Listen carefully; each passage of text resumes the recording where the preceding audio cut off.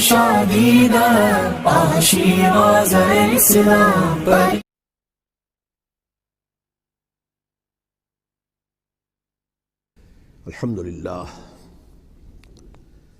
الحمدللہ وکفا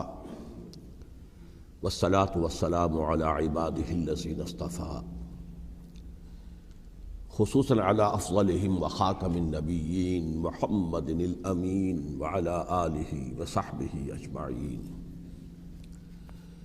اما بعد فقد قال اللہ تبارک وتعالی کما ورد فی سورة البقرہ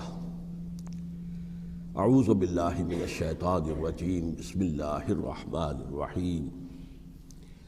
ولا تقولوا لمن يقتل في سبيل الله اموات بل احياء ولكن لا تشعرون وقال عز وجل كما ورد في سورة آل عمران ولا تحسبن الذين قتلوا في سبيل الله امواتا بل احياء عند ربهم يرزقون وقال جل وعلا كما ورد في سورة القصص تلك الدار الآخرة نجعلها للذين لا يريدون علوا في الأرض ولا فسادا والعاقبة للمتقين صدق الله العظيم رب اشرح لي صدري ويسر لي أمري واحلل عقدة من لساني يفقهوا قولي اللهم ربنا ألهمنا رشدنا وأعذنا من شرور أنفسنا اللهم أرنا الحق حقا وارزقنا اتباعه وأرنا الباطل باطلا وارزقنا اجتنابه آمین یا رب العالمین۔ آپ کے علم میں ہے کہ آج ماہ محرم الحرام کی 15 تاریخ ہے، گویا کہ ابھی یوم عاشوراء کو گزرے ہوئے بمشکل 5 دن ہوئے ہیں۔ میں نے آج سے کوئی 11 دن قبل کراچی ہی میں فاران کلب کے زیر اہتمام ایک خاصے بڑے اجتماع سے خطاب کرتے ہوئے قرآن مجید کا فلسفہ شہادت بیان کیا تھا۔ اگرچہ میرا مین مضمون تھا قرآن مجید کا فلسفہ شہادت، تاہم اس کے ساتھ ہی میں نے، چونکہ یہ عام طور پر بھی شہادتوں کا زمانہ شمار ہوتا ہے، ذی الحجہ میں حضرت عثمان رضی اللہ تعالیٰ عنہ شہید کیے گئے، یکم محرم الحرام کو حضرت عمر رضی اللہ تعالیٰ عنہ کی وفات ہوئی ہے، اگرچہ وہ زخمی ہو گئے تھے 28 ذی الحجہ کو۔ پھر یہ سانحہ کربلا پیش آیا ہے 10 محرم کو، تو یہ دن ہوتا ہے ایسا کہ جس میں انہی موضوعات پر تقاریر ہوتی ہیں۔ تو میں نے فلسفہ شہادت کے ساتھ ساتھ ایک ضمیمے کے طور پر خلفائے ثلاثہ کی شہادت اور سانحہ کربلا کا تاریخی پس منظر بھی بیان کیا، لیکن وہ میرا اصل موضوع نہیں تھا۔ اصل وقت صرف ہوا تھا قرآن کا فلسفہ شہادت میں، اور دوسرے یہ کہ ان تاریخی پس منظر کے بیان میں بھی ظاہر بات ہے کہ سانحہ کربلا تک پہنچتے پہنچتے وقت بھی ختم ہو رہا تھا اور میری ہمت بھی اب جواب دے رہی تھی، اس لیے اس کا ذکر بہت ہی اجمال کے ساتھ ہوا تھا۔ اس کے اگلے ہی روز ٹیلی ویژن کے زیر اہتمام ایک مذاکرہ ہوا، اور وہ مذاکرہ جو ہے وہ پھر ٹیلی کاسٹ کیا گیا ہے عین یوم عاشوراء کو، 10 محرم الحرام کی شب۔ اس کے ضمن میں ایک تو وعدہ خلافی کی جو اس پروگرام کے کمپیئر ہے انیق احمد صاحب، انہوں نے، اور میں نے اسی وقت پروگرام کے خاتمے پر ان سے یہ شکایت کر دی تھی کہ انہوں نے مجھے جو عنوان بتایا تھا وہ تھا قرآن کا فلسفہ شہادت۔ تو ظاہر بات ہے کہ ذہناً میں اسی کے لیے تیار ہو کر گیا تھا، لیکن وہاں انہوں نے جب شروع کی محفل تو وہاں پر انہوں نے عنوان بیان کیا امام حسین علیہ السلام کی شہادت۔ اب یہ اگرچہ یقیناً ان میں باہمی تعلق تو ہے، لیکن یہ کہ بہت کافی فرق ہے کہ ایک آپ فلسفہ شہادت سے چل کر اور شہادت حضرت حسین رضی اللہ تعالیٰ عنہ تک پہنچے، اور ایک یہ ہے کہ اصل موضوع ہوئی ہے۔ بہرحال جو بھی اس وقت، تو اب ظاہر بات ہے کہ کوئی اور شکل نہیں تھی، جو بھی گفتگو ہوئی اس میں میں نے وہ پورا حصہ لیا، لیکن دوسری زیادتی انہوں نے یہ کی کہ اس میں سے میرے بیان کے بہت سے حصوں کو حذف کر دیا۔ اس کاٹ چھانٹ سے ایک تو میرا نقطہ نظر پورے طور پر قارئین یا ناظرین کے سامنے نہیں آ سکا، سامعین کے سامنے نہیں آ سکا، اور دوسرے اس سے کچھ مغالطے بھی پیدا ہوئے۔ تو میں نے یہ سوچا کہ اب یہاں اس جمعے میں میں ان کی وضاحت کر دوں، اسی لیے باصرار میں نے یہ موضوع رکھوایا کہ سانحہ کربلا کا تاریخی پس منظر کیا ہے۔ الحمدللہ کہ جہاں تک وہ مذاکرہ جو ان کے ریکارڈنگ روم میں اسٹوڈیو میں منعقد ہوا وہ بہت ہی پرامن، بہت اچھے انداز میں ہوا، اور اس میں کوئی یعنی یوں سمجھیے کہ زیادہ آرگیومنٹ جسے کہتے ہیں اس کی بھی ضرورت پیش نہیں آئی۔ عموماً تمام باتوں پر کنسنسس اور ایک طرح کا اجماع سامنے آیا، اور اس کا خاص سبب یہ ہے کہ میرے علاوہ سنی علماء میں سے تو مولانا احترام الحق تھانوی صاحب تھے، اور وہ بھی بہت صلح کل قسم کے آدمی ہیں، اور شیعہ حضرات میں سے جو دو حضرات تھے وہ بھی نہایت معقول، نہایت سنجیدہ اور نہایت شرافت اور مروت کا مجسمہ نظر آئے۔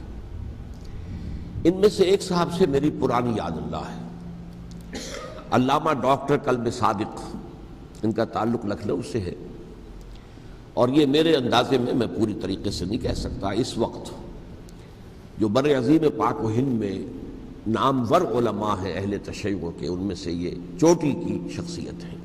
اس میں کسی شک و شبہ کی گنجائش نہیں، بہت مسلم عالم دین ہے،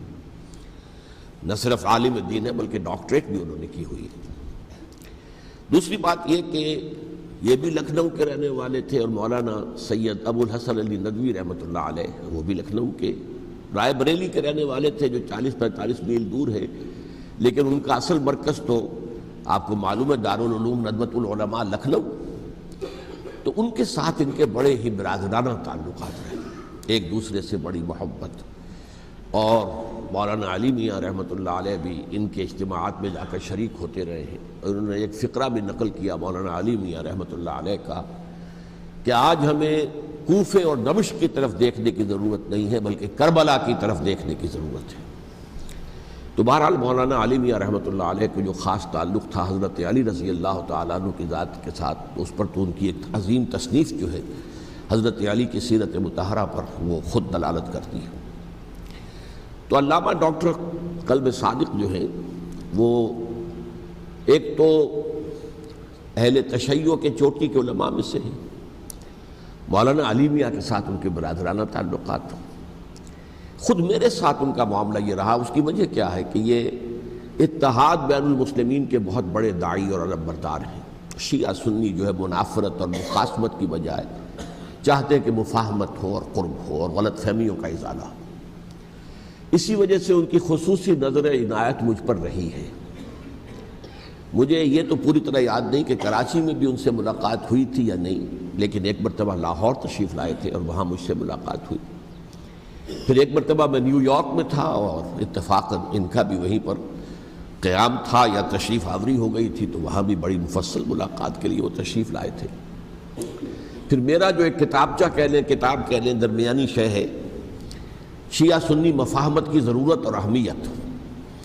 اس کے یہ باقاعدہ مبلغ رہے ہیں، اس کے بہت سے نسخے انہوں نے منگوا کر اپنے طور پر یہاں محرم الحرام کی جو ان کی مجالس ہوتی ہیں، اس مرتبہ بھی اسی کے لیے تشریف لائے ہوئے تھے، تو اس کے اندر انہوں نے اس کا تعارف کرایا، اس کی تعریف کی، اور اس کے بہت سے نسخے جو ہے وہ فروخت کروائے۔ تو یہ میں نے اصل میں آپ کے سامنے ایک پس منظر رکھ دیا ہے اس شخصیت کا کہ جو اس میں میجر ریپرزنٹیٹو تھے اہل تشیع کی طرف سے۔ انہوں نے ایک نقطہ جو بیان کیا، واقعہ یہ ہے کہ میرا ذہن بھی ادھر منتقل نہیں ہوا تھا اس سے پہلے، انہوں نے فرمایا کہ یہ اللہ کے راستے میں شہید ہو جانے والوں کو جو اللہ کے راستے میں قتل ہو جائیں، سورہ بقرہ میں تو فرمایا انہیں مردہ مت کہو، وَلَا تَقُولُوا لِمَنْ يُقْتَلُ فِي سَبِيلِ اللَّهِ أَمْوَاتٌ بَلْ أَحْيَاءٌ وَلَٰكِن لَا تَشْعُرُونَ، وہ تو زندہ ہیں لیکن تمہیں ان کا شعور نہیں۔ لیکن سورہ آل عمران کے اندر جو آیت آئی ہے وَلَا تَحْسَبَنَّ الَّذِينَ قُتِلُوا فِي سَبِيلِ اللَّهِ أَمْوَاتًا بَلْ أَحْيَاءٌ عِندَ رَبِّهِمْ يُرْزَقُونَ، ہرگز مت سمجھنا ان کو جو اللہ کی راہ میں قتل ہو جائیں کہ وہ مردہ ہیں، وہ زندہ ہیں، اپنے رب کے پاس سے رزق پا رہے ہیں۔ تو انہوں نے کہا کہ اللہ تعالیٰ کی راہ میں قتل ہو جانے والوں کو مقتول کہنا ہی نہیں، سمجھنا بھی غلط ہے۔ دل سے بھی بات جو ہے وہ یہ نہیں ہونی چاہیے کہ وہ مردہ ہے، بلکہ وہ زندہ ہے، اس شد و مد کے ساتھ وَلَا تَحْسَبَنَّ، ہرگز نہ سمجھنا ان کو جو اللہ کی راہ میں قتل ہو جائیں کہ وہ مردہ ہے، وہ تو زندہ ہے، اپنے رب کے پاس سے رزق پا رہے ہیں۔ اس در میرا ذہن نہیں گیا تھا، میں اس کو تسلیم کر رہا ہوں۔ دوسرے جو شیعہ عالم دین تھے، مجھے ان کا پورا نام مستحضر نہیں ہے، نقوی صاحب، وہ بھی ڈاکٹر بھی ہیں اور عالم دین ہیں، وہ بھی تھے، اور وہ بھی بہت ہی یوں سمجھیے کہ یعنی دلیل کو تسلیم کرنے والے اور بہت ہی معقول انداز میں گفتگو کرنے والے تھے۔ بہرحال جب وہ مذاکرہ شروع ہوا تو سب سے پہلے ڈاکٹر کلب صادق صاحب کو دعوت دی گئی کہ وہ اظہار خیال کریں۔ انہوں نے انہی 2 آیتوں کے حوالے سے جو ابھی میں نے بیان کی ہے، ایک نقطہ بھی بیان کیا، کچھ اور باتیں بھی بیان کی۔ اس کے بعد جب میری باری آئی تو میں نے کہا کہ مجھ سے کچھ اور سوال کیا گیا تھا، لیکن میں نے کہا کہ میں پہلے بات وہیں سے شروع کرنا چاہتا ہوں۔ سوال یہ کیا گیا تھا ڈاکٹر کلب صادق سے کہ قرآن کا فلسفہ شہادت کیا ہے۔ تو میں نے کہا جو سوال آپ نے ان سے کیا تھا، میں اس کے جواب سے اپنی بات شروع کرنا چاہتا ہوں کہ میرے نزدیک قرآن مجید میں اللہ کی راہ میں قتل ہونے کے لیے لفظ شہادت آیا ہی نہیں ہے۔ حدیث میں ضرور آیا ہے بصیغہ مجہول، فقد استشہد، اس کی شہادت قبول کر لی گئی یا اس کو شہید بنا لیا گیا، اور اس معنی میں صرف ایک جگہ پر امکان ہے پورے قرآن میں، سورہ آل عمران کی ایک آیت میں، وَيَتَّخِذَ مِنْكُمْ شُهَدَاءَ، کہ وہاں اس کے معنی لیے جا سکے مقتول فی سبیل اللہ کے، باقی کہیں بھی نہیں۔ یہ تو اصل میں کار رسالت کے لیے ایک اصطلاح ہے۔ ہر رسول شاہد بن کر آیا، شہید بن کر آیا،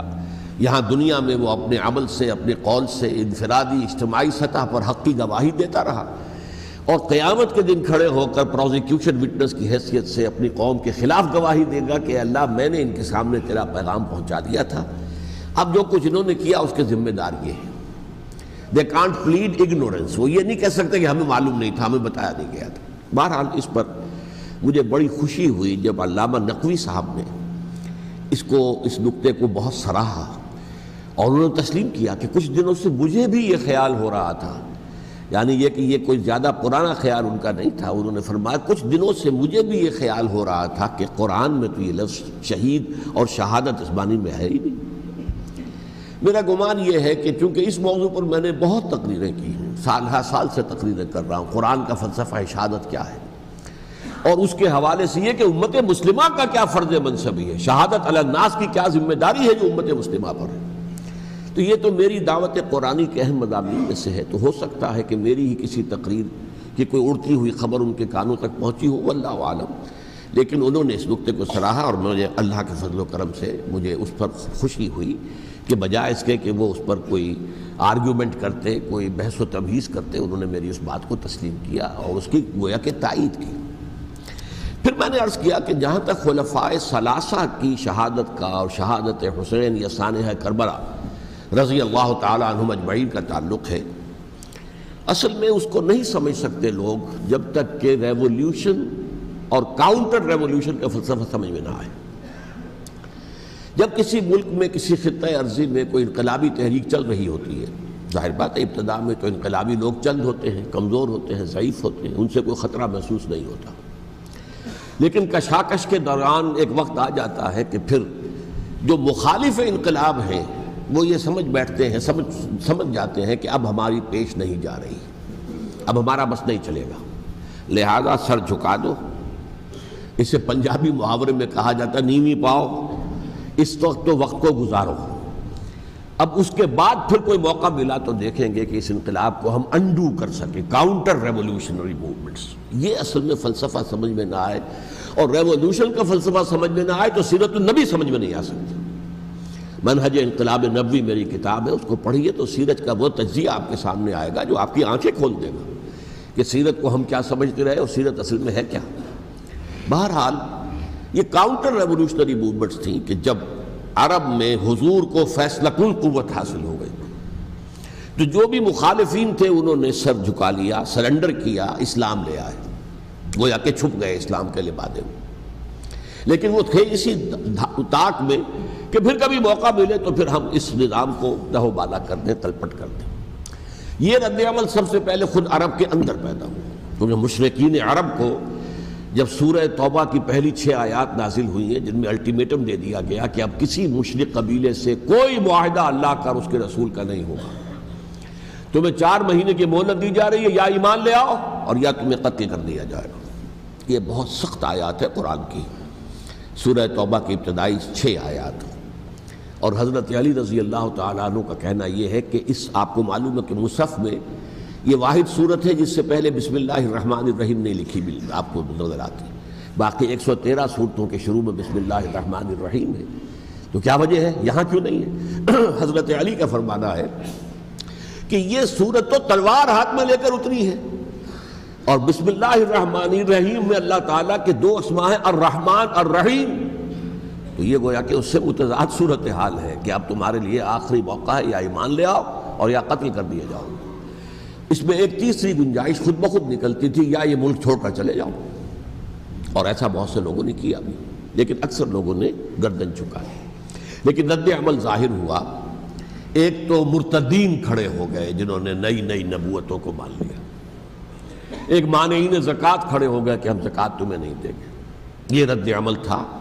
مشرک عرب کا، مشرکین عرب کا۔ اور حضرت ابو بکر رضی اللہ تعالیٰ عنہ کے دفتر فضائل کا یہ بڑا اہم باب ہے، ود این آئرن فسٹ، حالانکہ وہ بہت رقیق القلب، کمزور، ضعیف الجسہ انسان تھے،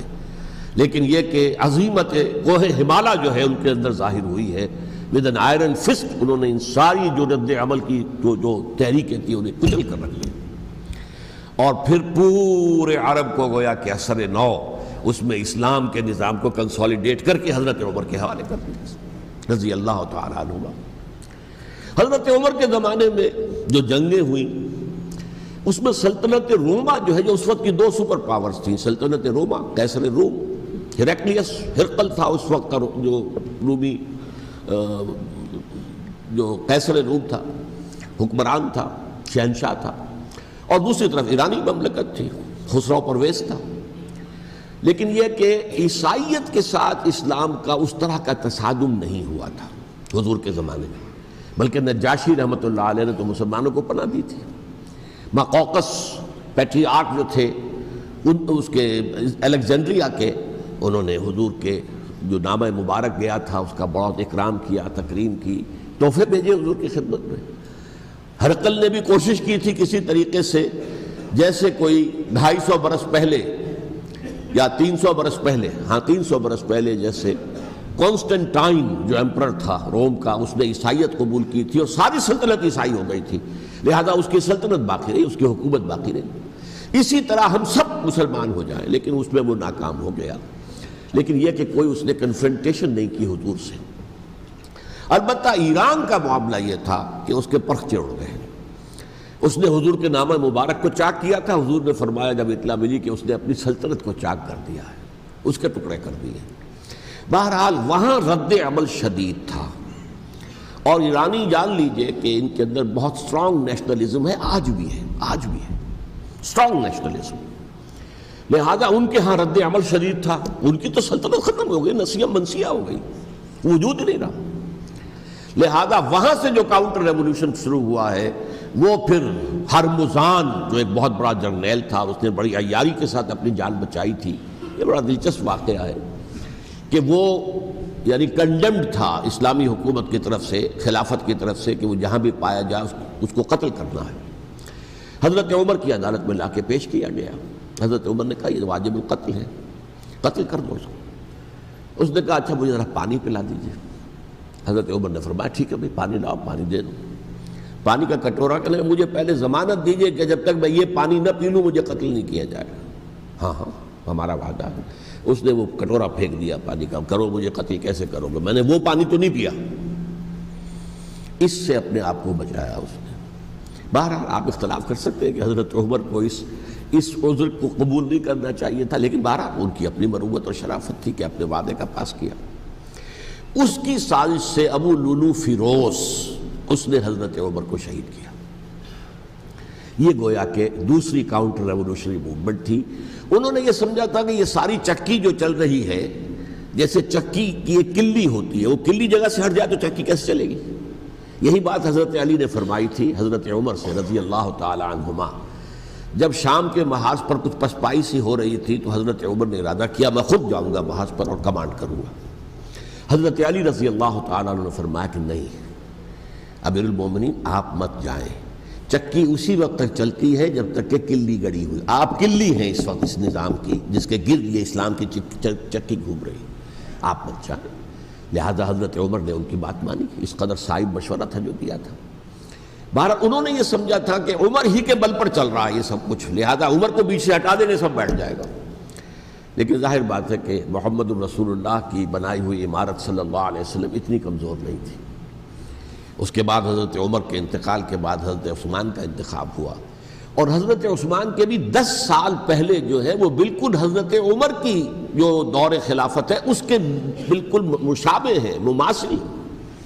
ہمارے ذہنوں میں یہ تصور بٹھا دیا گیا کہ سارے 12 سال شاید فتنہ ہی فتنہ رہا، فساد ہی فساد رہا، دنگا رہا، لڑائی رہی۔ نہیں، 10 سال پورا امن، اور جس طریقے سے فتوحات کا سیلاب حضرت عمر کے زمانے میں جا رہا تھا اسی طریقے سے حضرت عثمان کے 10 سالوں کے دوران گیا۔ آخری 2 سالوں میں ایک فتنہ اٹھا ہے، یہ فتنہ کیا ہے اس کو سمجھ لیجیے۔ مذاہب کی جو 3 سے کنفرنٹیشن ہوئی تھی، ایک تو یہ کہ مملکتوں میں سے مملکت ہرقل، مملکت روم، مملکت ایران، رومی سلطنت کی 2 ٹانگیں مسلمانوں نے توڑ دی، شمالی افریقہ سے نکال دیا، مغربی ایشیا سے نکال دیا، لیکن یورپ میں وہ قائم تھا، اس کی سلطنت تھی، لیکن ایرانی سلطنت کا بالکل تیا پاچا ہو گیا، ختم ہو گیا۔ اسی طریقے سے 3 مذاہب سے کنفرنٹیشن ہوئی، مشرکین عرب سے، اس کا میں بیان کر چکا ہوں، ان کا پہلا وار حضرت ابوبکر کے عہد خلافت میں ہو گیا۔ دوسرے جو عیسائیوں کا معاملہ تھا ان سے بھی کوئی تصادم نہیں ہوا حضور کے حیات طیبہ کے دوران، لیکن جو یہودیت بطور مذہب، اس کو ظاہر بات ہے کہ اسلام نے اس کو ختم کیا تھا کم سے کم جزیرہ نما عرب سے۔ مدینے میں 3 قبیلے تھے جو اپنی غداری کی وجہ سے اور اپنی صلح کو توڑنے کے جرم کی پاداش میں 2 نکالے گئے، اور تیسرا جو ہے اس کے تمام جو بھی جوان افراد تھے انہیں قتل کیا گیا۔ پھر خیبر پر حملہ کیا گیا اور خیبر کو جو ہے فتح کیا گیا، وہ یہودیوں کا بہت بڑا گڑھ تھا،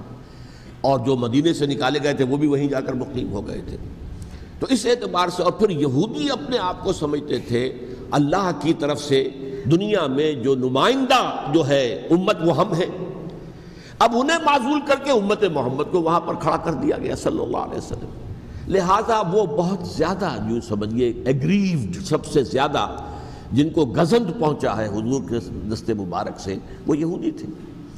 لہذا ان کا جو رد عمل آیا ہے وہ ہے جس کے نتیجے میں حضرت عثمان شہید ہوئے، حضرت علی شہید ہوئے، حضرت حسین شہید ہوئے۔ اب اس چیز کو اچھی طرح سمجھیے، یہ جو رد عمل ہے یہ ایک شخص کے ذریعے سے آیا، اور اسی لیے بعض لوگ یہ سمجھتے ہیں کہ یہ خامخواہ کی کہانی ہے، کیا ایک آدمی اتنا بڑا کام کر سکتا؟ عبداللہ ابن سبا ایک یہودی جو اسلام کا لبادہ اوڑھ کر حضرت عثمان کے عہد خلافت میں مدینے میں آ گیا، ٹھیک، اس کے بارے میں تو میں بعد میں عرض کروں گا، لیکن ایک شخص کیا کچھ کر سکتا ہے اس کی مثال میں صاحب دے دوں آپ کو۔ پہلے حضرت مسیح علیہ السلام کے پورے دین کو ایک شخص نے ختم کر دیا، سینٹ پال جسے دنیا جانتی ہے جس کے نام سے، توحید کو تثلیث میں بدل دیا۔ حضرت عیسیٰ علیہ السلام تو توحید کی تلقین کر کے گئے تھے، توحید ختم، تثلیث آ گئی، جس میں پہلے باپ ماں اور بیٹا تھے، اس کے بعد باپ بیٹا اور روح القدس ہو گئے، تثلیث۔ نمبر 2، شریعت موسوی کو ساقط کر دیا، لہذا اب پالزم جو ہے، کرسچینٹی نہیں رہی، وہ حضرت عیسیٰ کو کہہ کر گئے تھے کہ شریعت موسوی تم پر لاگو رہے گی، نافذ رہے گی، ساقط کر دیا۔ نمبر 3، اس نے عیسائیت کے دائرہ تبلیغ کو وسیع کر دیا، جنٹائلز یا گوئمز کے اندر بھی، غیر یہودیوں میں، حالانکہ حضرت مسیح کہہ کر گئے تھے کہ تمہیں صرف یہودیوں سے خطاب کرنا ہے، اور میں صرف اسرائیل کے گھرانے کی کھوئی ہوئی بھیڑوں کی تلاش میں آیا۔ اب آپ دیکھیے حضرت مسیح کے فوراً بعد اور حضرت مسیح کی زندگی کے دوران جب تک کہ وہ موجود تھے، وہ بدترین دشمن تھا حضرت مسیح علیہ السلام کا۔ بعد میں لبادہ اوڑھا، اور یہ کہ مجھے مکاشفہ ہوا ہے، مکاشفے میں مسیح سے میری ملاقات ہوئی ہے، میں ان پر ایمان لے آیا ہوں، اور پھر اس نے اپنے زہد اور دینداری کا جو بھی فراڈ تھا اس کے نتیجے میں اپنی حیثیت بنا لی، دین مسیحی کو بالکل ختم کر دیا۔ آج کہاں ہے وہ دین مسیحی؟ دی 100 کے مصنف نے بھی صاف لکھا ہے کہ جب تک حضرت مسیح دنیا کے اندر موجود تھے، عیسائیت کی حیثیت یہودیت نے ایک فرقے سے زیادہ نہیں تھی، یہودیوں کا ایک فرقہ، ایک جماعت بس۔ یہ سینٹ پال ہے جس نے اسے ایک مستقل مذہب کی حیثیت اختیار کی ہے۔ تو it should be called Paulism، اور یہ ایک آدمی کا کارنامہ۔ اسی طریقے سے یہ تو ہو گیا حضرت مسیح کے فوراً بعد، رفع سماوی کے فوراً بعد۔ 1500 برس کے بعد ایک تحریک چلی ہے یورپ کے اندر، اصلاح مذہب، اور اس کی پشت پر بھی یہودی ذہن تھا۔ یہودی ذہن نے عیسائیت کو 2 حصوں میں تقسیم کر دیا، کیتھولک اینڈ پروٹیسٹنٹس، اور پروٹیسٹنٹس کو اپنا اعلی کار بنایا۔ یہ ایک علیحدہ مضمون ہے جس پر میں تفصیل میں نہیں جانا چاہتا، میری کتاب بھی موجود ہے اس موضوع پر، سابقہ اور موجودہ مسلمان امتوں کا ماضی، حال اور مستقبل، اس میں میں نے تفصیل بیان کی۔ یہ جو تقسیم ہوا ہے تو وہ پہلی بات ایک یہودی، جیسے کہ علامہ اقبال نے، مارکس بھی تو ایک یہودی تھا نا، تو ابلیس کی مجلس شورا میں بڑا پیارا شعر ہے، وہ یہودی فتنہ گر، وہ روح مصدق کا بروز، ہر قبا ہونے کو ہے اس کے جنوں سے چاک چاک۔ یہ ایک یہودی فتنہ گر مارکس نے وہ تصور دنیا کو دیا جس نے عظیم انقلاب برپا کیا روس کے اندر، بولشوک ریولوشن، اور جو پھر آدھی دنیا تک پھیل گیا۔ آج سے 50 سال پہلے امریکہ کانپتا تھا، روس کے سامنے کھڑا ہوا کانپ رہا تھا، اس لیے کہ روس سائنٹیفک ترقی میں امریکہ سے بہت آگے تھا، اس کے ایسٹروناٹس پہلے گئے ہیں خلا کے اندر، امریکہ تو بہت پیچھے تھا۔ بہرحال اس نے جس طریقے سے USSR کا خاتمہ کرایا ہے وہ ایک علیحدہ بات ہے، میں اس وقت اس طرف نہیں جانا چاہتا، لیکن جان لیجئے کہ وہ ایک شخص کا کارنامہ، وہ یہودی فتنہ گر، وہ روح مصدق کا بروز، ہر قبا ہونے کو ہے اس کے جنوں سے تار تار۔ اسی طرح وہ عبداللہ ابن سبا، یہودی فتنہ گر۔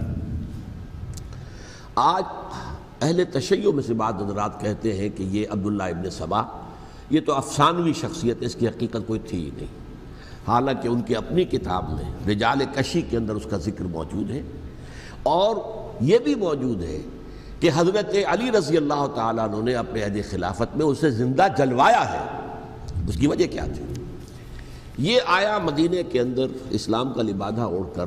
اس نے چند عقیدوں کی اشاعت شروع کی۔ سب سے پہلے حضرت علی تو خدا ہیں، گاڈ انکارنیٹ، اوتار کا تصور، جیسے ہندوؤں میں ہے رام چندر جی خدا کا اوتار، اور عیسائیت میں بھی پہلے گاڈ انکارنیٹ کا تصور تھا کہ حضرت مسیح خدا کا اوتار ہے، انکارنیشن آف گاڈ۔ تو اس نے کہا کہ حضرت علی تو خدا کا اوتار ہے، خدا ہے۔ نمبر 2، اس نے کہا کہ ہر نبی کا ایک وصی ہوتا ہے جس کے حق میں وہ وصیت کرتا ہے، تو حضور صلی اللہ علیہ وسلم کے وصی حضرت علی ہیں، لہذا خلیفہ تو اول روز سے حضرت علی ہیں، حضرت ابو بکر، حضرت عمر، حضرت عثمان یہ تو غاصب ہیں، اور حضرت عثمان کی خلافت تھی اس وقت تو خاص طور پر۔ پھر اس نے جو قبائلی عصبیت تھی اسے بھڑکایا۔ پرانی جو عصبیت چل رہی تھی قریش کے اندر، وہ 2 گھرانے ایک دوسرے کے مد مقابل تھے۔ دیکھیے، ایک ہوتا ہے قبیلہ، ایک ہوتا ہے گھرانہ۔ ہمارے پنجاب میں ایک قبیلہ ہے وٹو قبیلہ، اس کے گھرانے بہت سے، مانے کے، لالے کے، فجے کے، شامت کے، یعنی کوئی لالا تھا ان میں سے بڑا، ان کے بیٹے ہو گئے لالے کے، ان کی اولاد، خاندان یہ کہلاتے ہیں۔ قبیلہ ایک، یہ وٹو قبیلہ۔ تو قبیلہ تھا قریش، اس میں گھرانے بہت تھے، بنو ہاشم، بنو امیہ، بنو تیم، بنو عدی، یہ بہت سے گھرانے تھے۔ تو چوٹی کے 2 گھرانے جو تھے وہ بنو ہاشم اور بنو امیہ، ان کے درمیان چپقلش تھی، مقابلہ، مسابقت، اور یہ مسابقت فی الخیر بھی ہوتی تھی۔ اگر انہوں نے غریبوں کو کھانے کھلائے ہیں تو ہم ان سے بڑھ کر کھلائیں گے، اگر وہ حاجیوں کی خدمت کرتے ہیں تو ہم ان سے بڑھ کر کریں گے۔ تو ان کے اندر یہ مسابقت الخیر بھی تھی، لیکن چپقلش تھی کہ کوئی ہم سے آگے نہ نکل جائے، وہ سمجھتا تھا وہ آگے نہ نکل جائے۔ اس شخص نے اس پرانی عصبیت کو تازہ کیا کہ حضور تو بنو ہاشم میں سے تھے، لہذا خلافت حق ہے بنو ہاشم کا، یہ غاصب ہیں۔ اس سے پہلے 2 خلفاء جو تھے وہ نہ بنو ہاشم سے تھے نہ بنو امیہ سے تھے۔ حضرت ابو بکر بنو تیم میں سے تھے، چھوٹا قبیلہ تھا، حضرت عمر بنی عدی میں سے تھے، وہ بھی چھوٹا قبیلہ تھا. یہ حضرت عثمان پہلے خلیفہ جو بنو امیہ میں سے تھے، جن کی پرانی چپقلش بنو ہاشم